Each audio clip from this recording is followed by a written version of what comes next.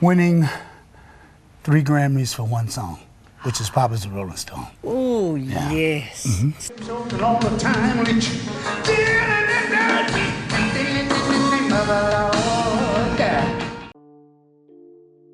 Do you think tragedy only strikes after the stage lights dim? Not always. For Richard Street, tragedy was the spotlight itself. He wasn't just a voice in the Temptations.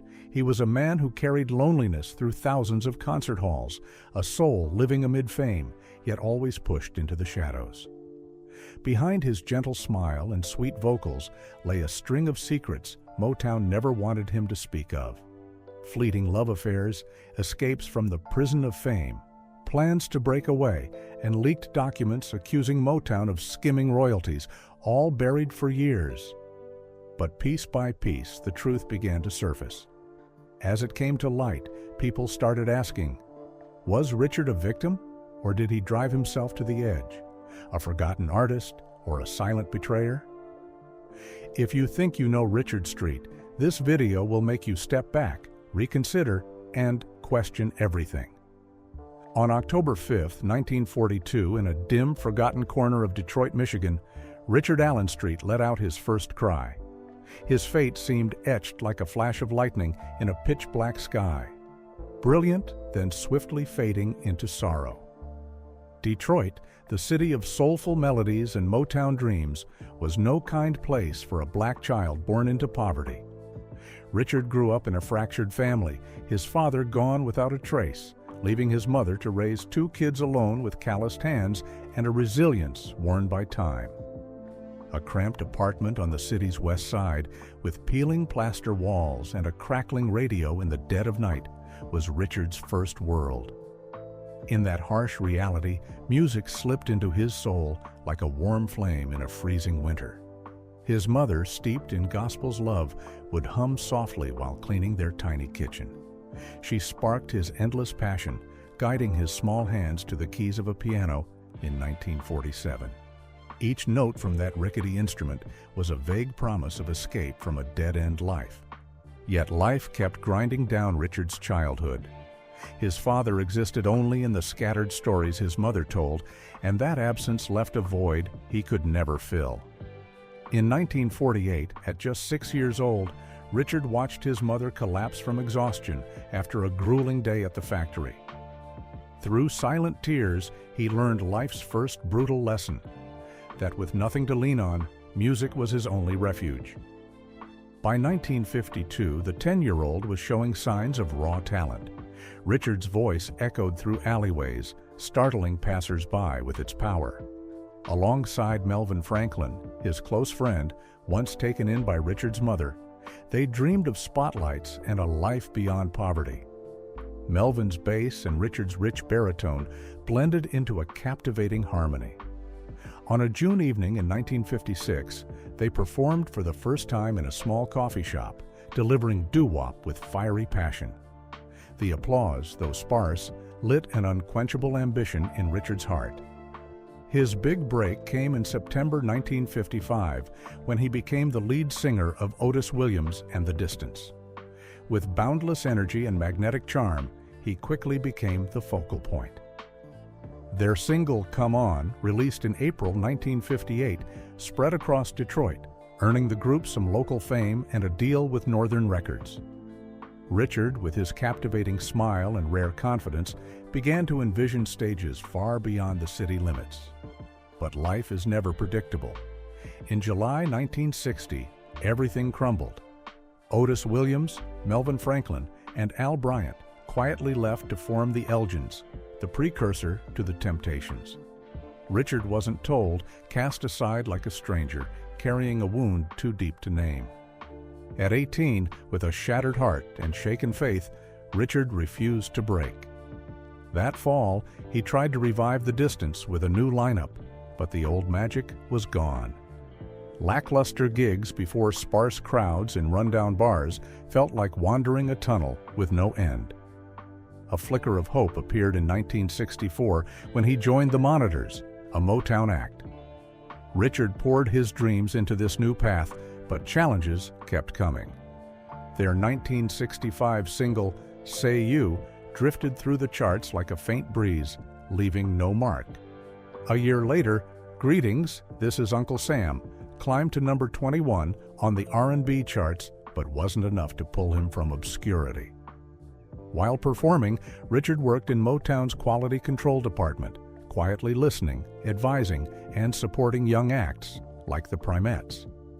Deep down, he longed for one thing: to step into the light, to be seen not as a backstage worker, but as a true artist who'd sacrificed childhood and dreams to sing life's heartbeat on stage.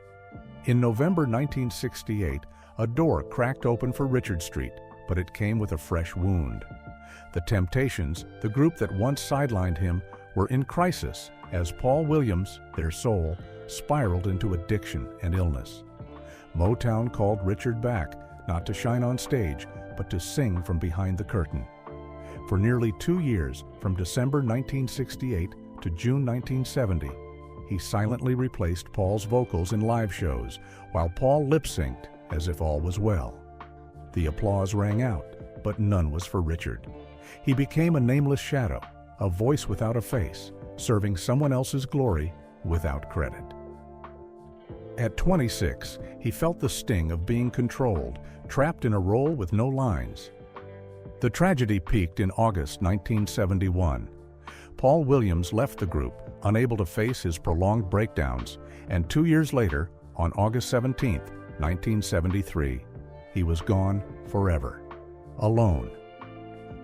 That loss left an indescribable void in Richard, but it also paved the way for the role he'd craved his whole life. In September 1971, he officially joined the Temptations. The spotlight finally hit the face of a man long forgotten in the dark, but the glory couldn't erase the pain. For Richard, every melody was a tribute to Paul and a mark of a rejected, rocky journey scarred with unhealed wounds.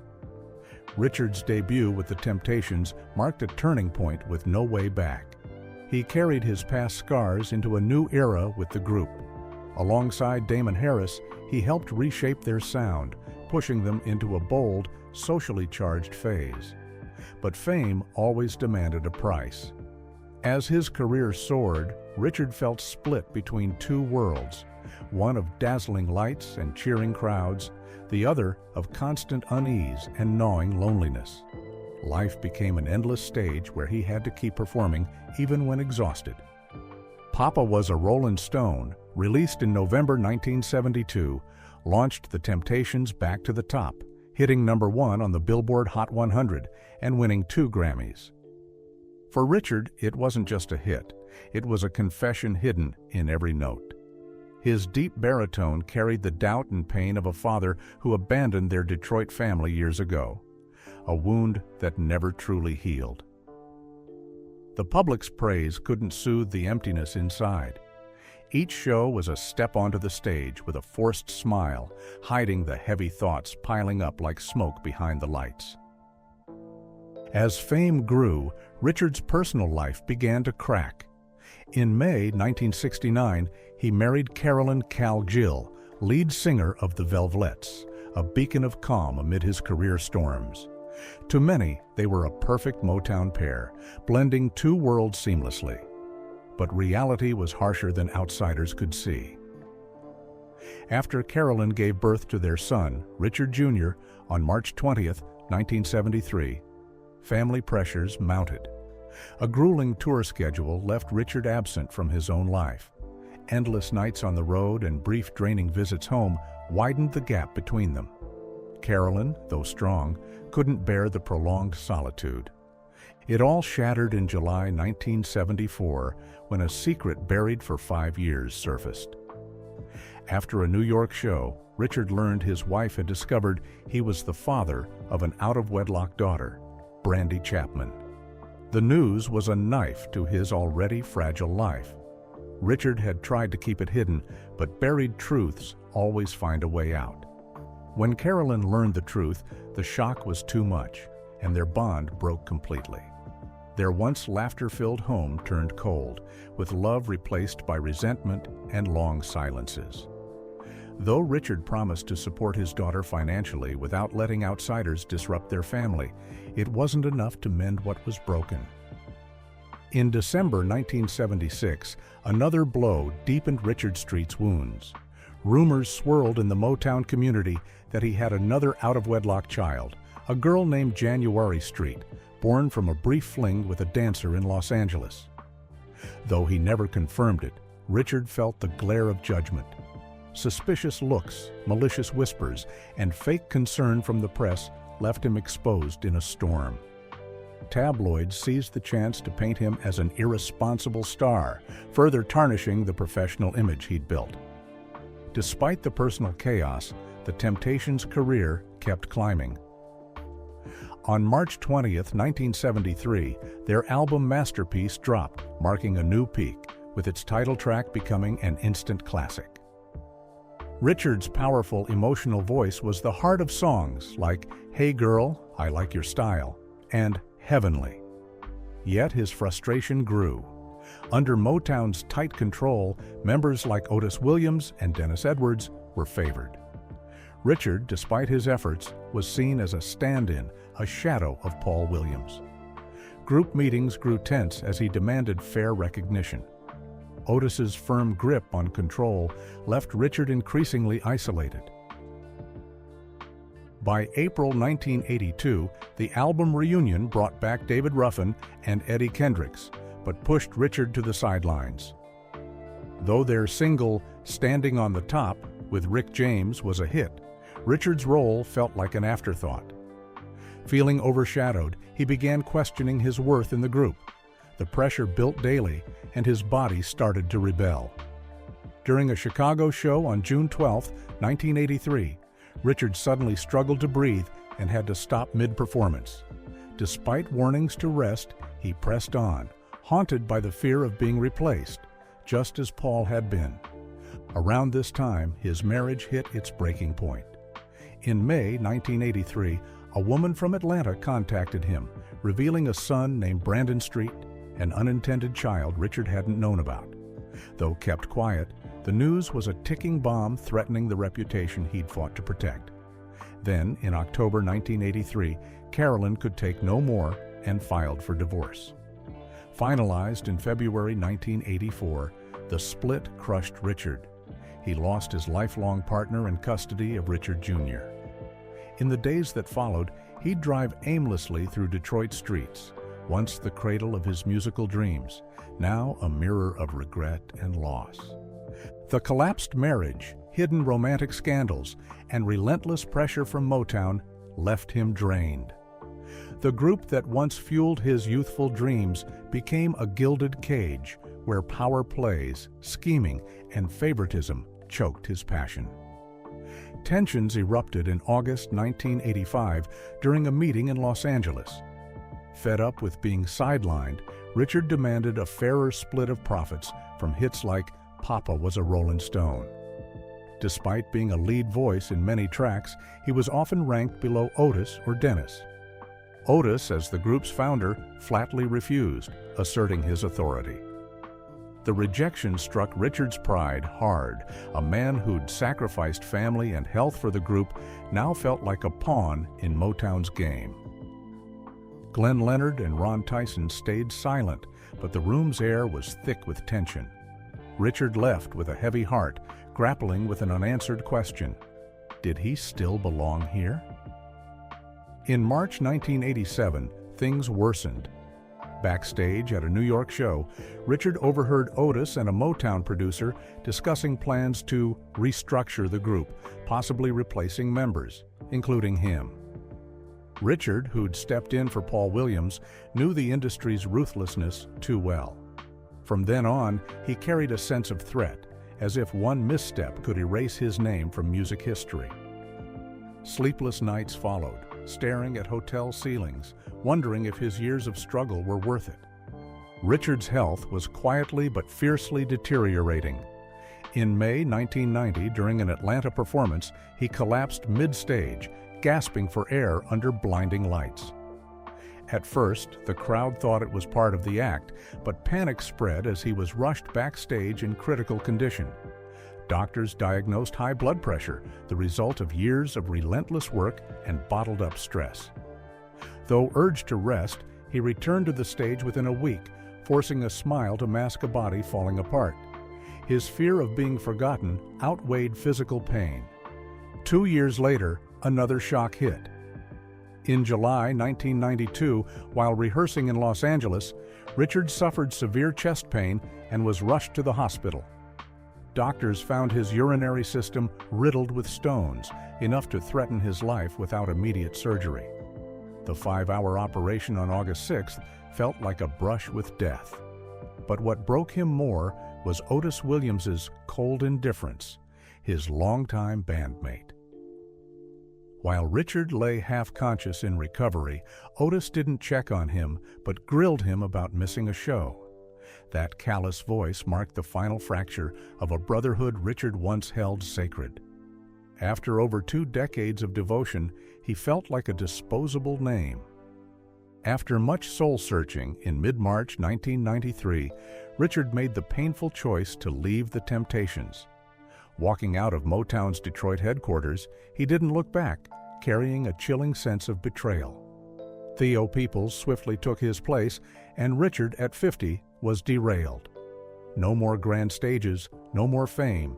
He moved to Las Vegas hoping for a fresh start. But the glittering city turned its back on him. Solo gigs at small bars couldn't rekindle the glory of old. He sang the old hits, but the thinning applause only deepened his loneliness. With no steady work, financial troubles soon became a crisis. By September 20th, 1994, Richard realized his past earnings were gone. Vegas's high cost of living was a noose tightening around him. He reached out to former bandmates, but most turned away or dodged him.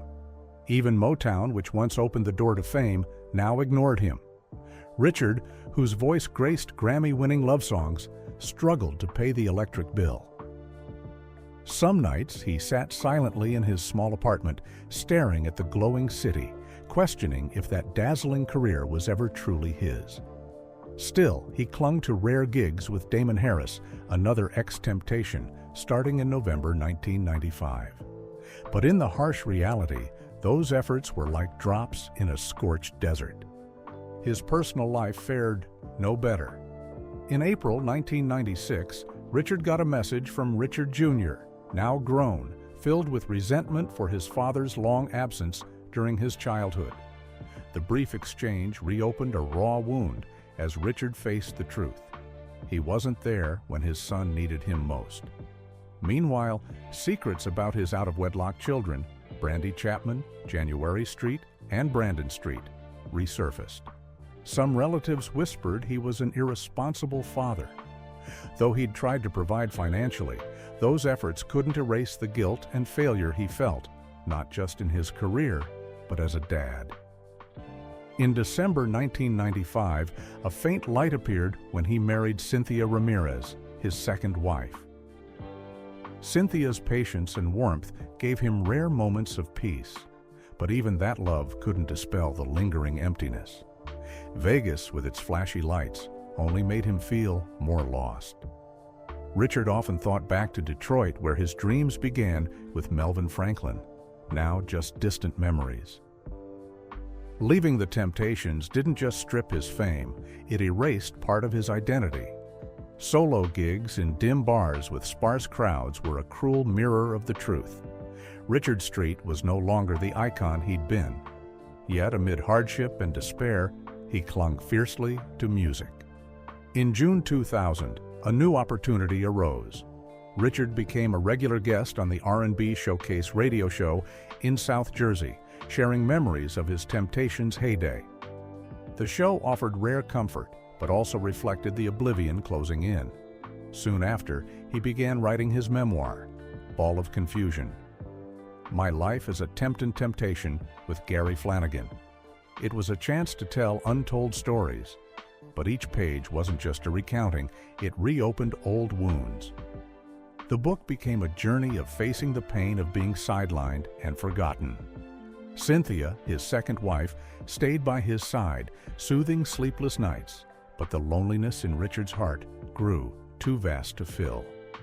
In November 2005, another blow darkened his life. A relative from Detroit brought painful news. Richard Jr., now an adult, was publicly criticizing him for years of absence. Though the press didn't amplify it, the story spread among Motown fans. Attempts to reconcile led to tense, cold talks. Meanwhile, rumors about Brandy, January, and Brandon, his out-of-wedlock children, resurfaced, further fading his public image. Richard felt like every door had slammed shut, even from those who once adored him. The greatest loss came in early 2013.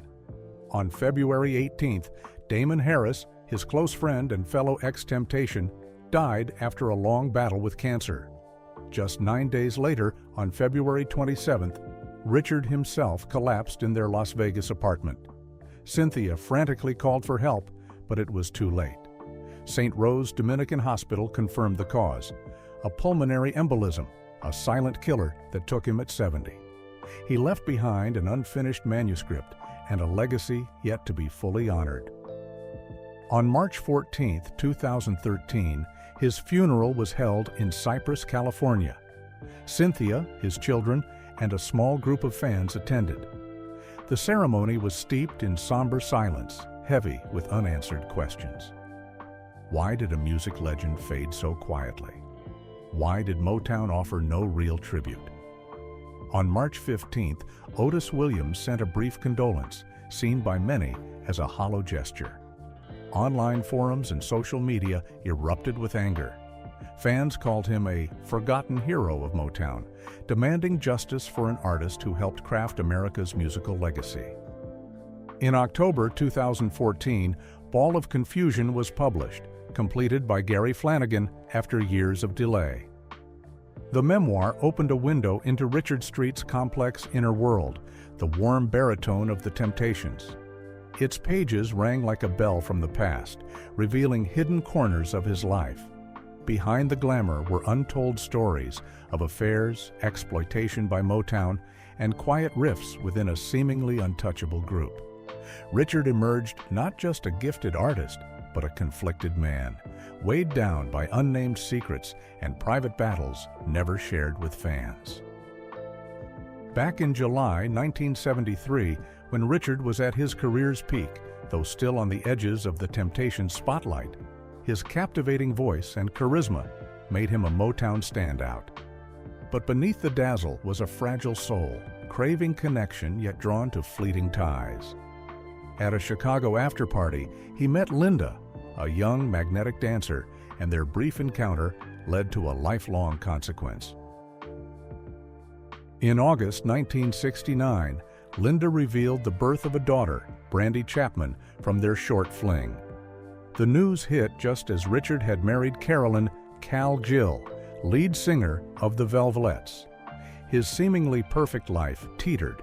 He took responsibility for Brandy's support, but kept it secret, a shadow that trailed him for 5 years until it exploded. As the Temptations soared with "Papa Was a Rollin' Stone" in late 1973, another undercurrent stirred. During an Atlanta tour, Richard had a brief affair with Maria, a backstage worker. 10 years later, in 1983, she revealed she'd borne his son, Brandon Street. With his marriage to Carolyn unraveling, Richard could only offer financial support, each check a self-inflicted verdict. These unintended children became scars, quietly eroding the upright image he'd worked to maintain. Richard's romances didn't end there. In March 1975, at a Los Angeles show, he met Vanessa, a dancer and devoted fan. Their passionate connection quickly crossed lines, and nearly 2 years later, January Street was born. Unlike Linda or Maria, Vanessa spoke out fast, sending a letter to a tabloid about their affair. Though the story wasn't published, rumors spread through Motown, and Richard, as always, sought to settle it with money. In the end, he faced an undeniable truth: 3 children with 3 women, 3 lives he couldn't fully connect to or walk away from. These brief affairs quietly shattered the image of the model artist he'd strived to be. In August 1979, at the height of his Temptations fame, Richard's private life spiraled further into tempting chaos. During a Miami tour stop, he met Sophia, a music journalist with a sharp gaze and calm presence. Their brief bond, sparked in a quiet post-show moment, was unlike his others. Sophia sought no ties, but her simplicity left a lasting mark. A year later, in April 1980, she wrote that she'd been pregnant but chose to end it. Richard kept her letter hidden in a locked box, a secret unknown until after his death. When Ball of Confusion was released, a friend of Sophia's shared the story, sparking debate. Some sympathized, believing he hid it to protect those involved. Others criticized him for shirking responsibility and hurting the women in his life. In June 1983, another romance added to the mess. At a Vegas party, Richard met Elena, a casino worker with a bright smile and bold confidence. Reeling from Carolyn's divorce filing, he sought comfort in a stranger. Their months-long affair left no lasting mark, but Elena later said Richard spoke of a shared future despite his marital ties. After their split, the story circulated among Vegas artists. Years after his death, Elena, now retired from the casino scene, shared her account. She held no grudge, but described Richard as carrying a quiet sadness, like he was fleeing something. There was more. A secret from his private past came up when an old friend, in a brief interview, mentioned a fleeting 1984 fling with an unknown singer in Philadelphia. Though it bore no major fallout, it fueled talk of Richard's complex love life on tour, which he never confirmed. The story stayed under the radar, but spread quietly in Motown circles. Some questioned his personal ethics, a man struggling to hold his ground amid group tensions. In Ball of Confusion, Richard didn't name these affairs, but hinted at the seductive traps of touring life. Some readers believed he omitted details to preserve his final image. Still, the book laid bare an artist torn between passion, fame, and unspoken wounds. These fleeting romances left lasting echoes.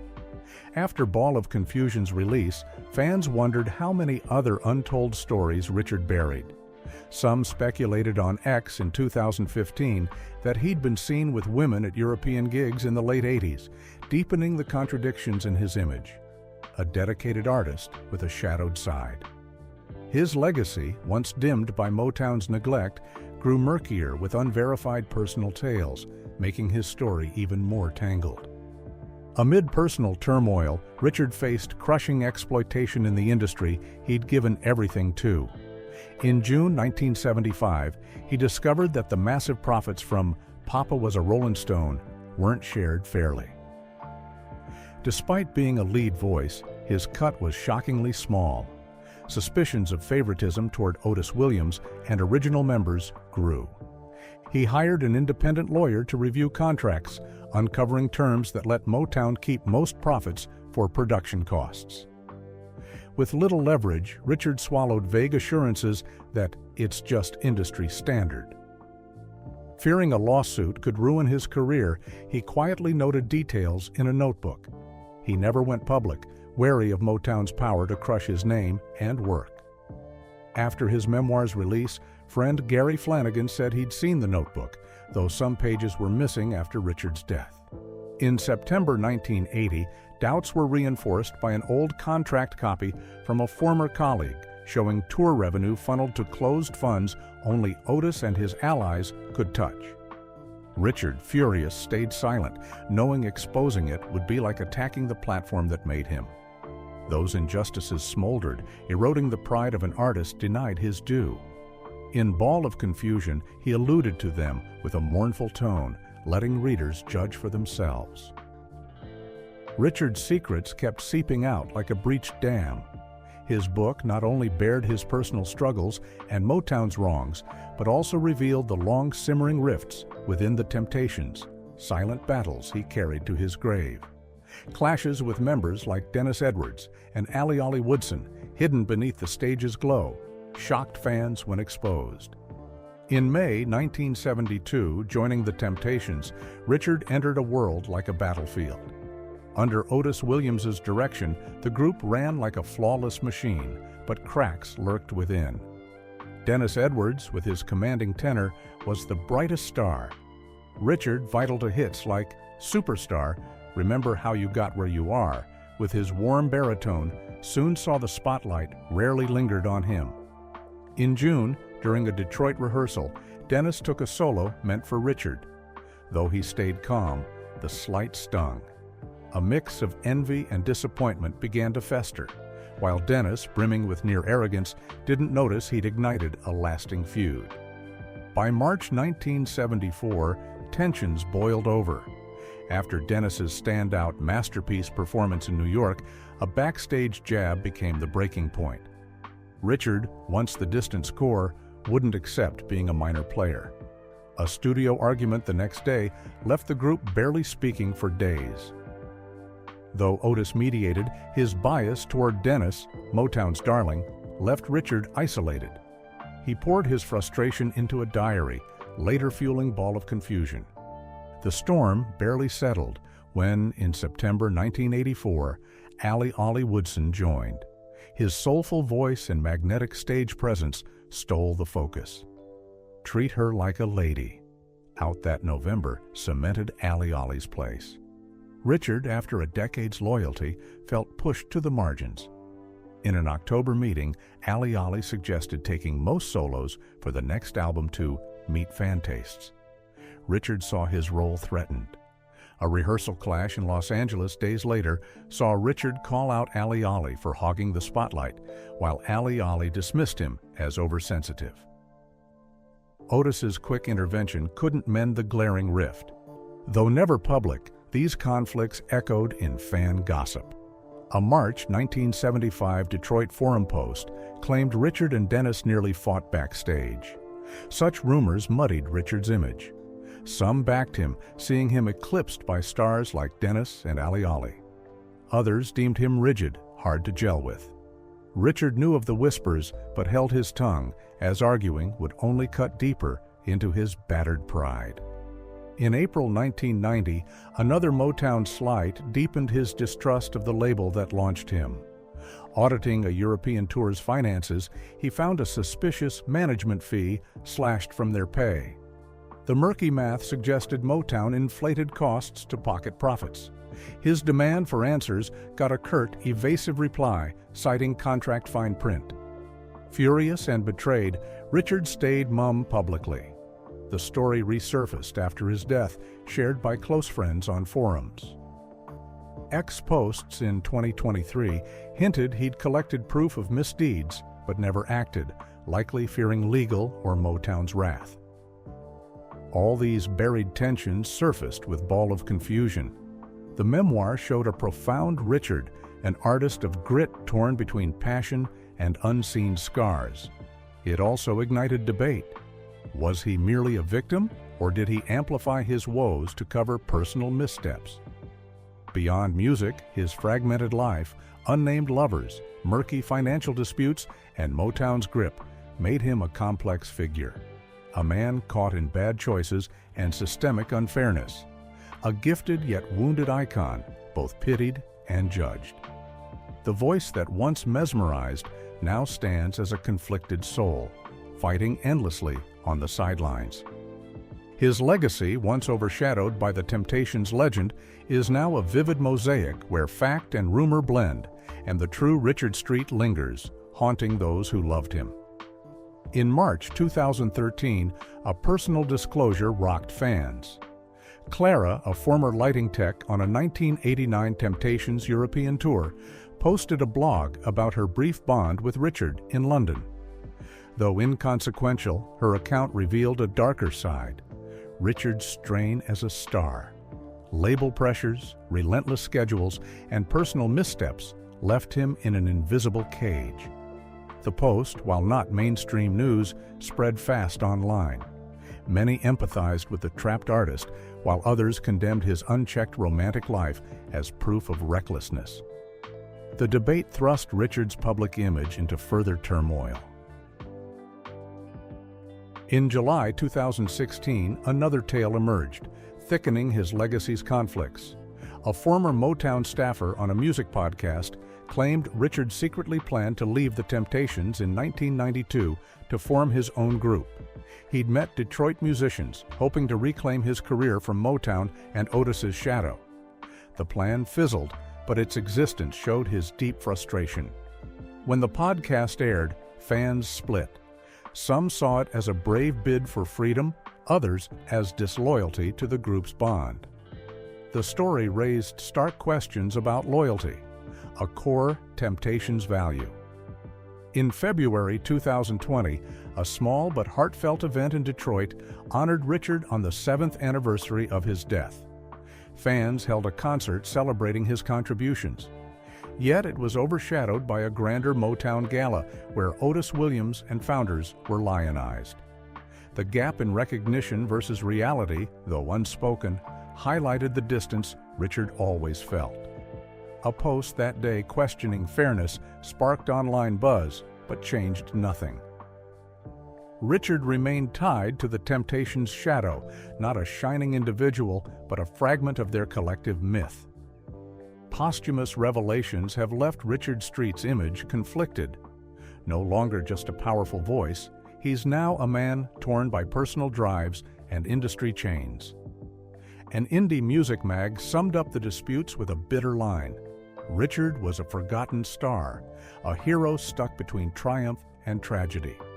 Ball of Confusion was his last bid for a voice, but it shows not every talent gets history's fairness. His tales, from Private Pain to Endless Feuds, still pose an unanswerable question. Does glory always come with unhealed wounds?